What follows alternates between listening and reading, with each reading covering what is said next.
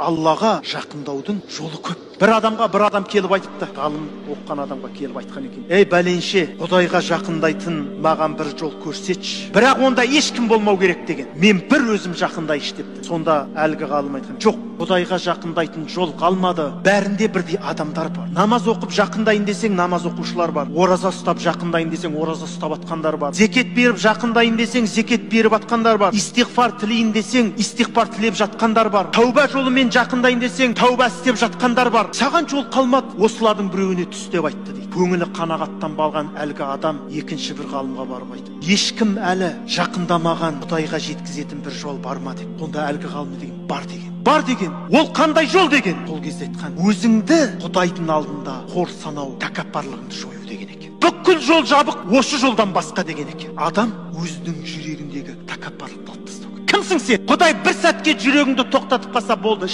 емес. Бақырайып көріп тұрған көзіңді Құдай көрсетпей тастаса ешкім емес, соқырсың. Істетпей тұрған қол аяғыңды істетпей тастаса мүгедексің. Істеп тұрған бауырыңды істетпей тастаса болдың сен, шаруаң бітті, ешкім емессің сен. Сондықтан біз өзімізді Құдайдың алдында қор санауымыз керек. Неге біз сәждеге бас ұрамыз? Неге біз сәждеге бас ұрамыз? Мен берілдім, я Құдай. Сен бәріне сенің қалағаның болады, басқа ешкімнің қалағаны болмайды. Міне Құдайды танымағандықтан біз өзіміздің кейде ақшамызға сенеміз. Ақшам болса мен ана жаққа барып келем дейсің. Ақшам болса үй сатып алам дейсің. Астымыздағы көлікке сенеміз, дәрі-дәрмекке сенеміз.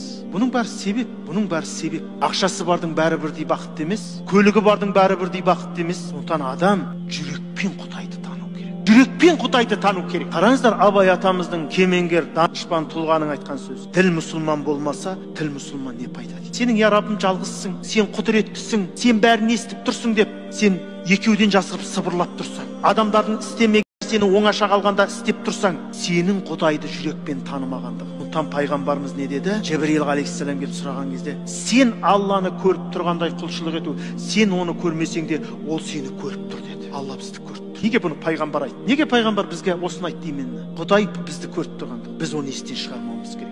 Үйде болайық, түзде болайық, жамағаттың арасында болайық, қайда болма, аспанға ұшып кет, жердің астына кіріп кет, Құдай көріп тұр. Бәрі оған аян. Сондықтан біз адамдардың арасында ұялып істемеген нәрсемізді жеке қалғанда істемеуіміз керек. Сондықтан Абу Ханифа рахимахулла не дейді? Адамдарды қарсы алатын киіммен дейді, намаз оқуды макрух деген. Мысалы сен пижамамен келген қонағыңды күтіп ала аласың ба? Пижамамен. Жоқ.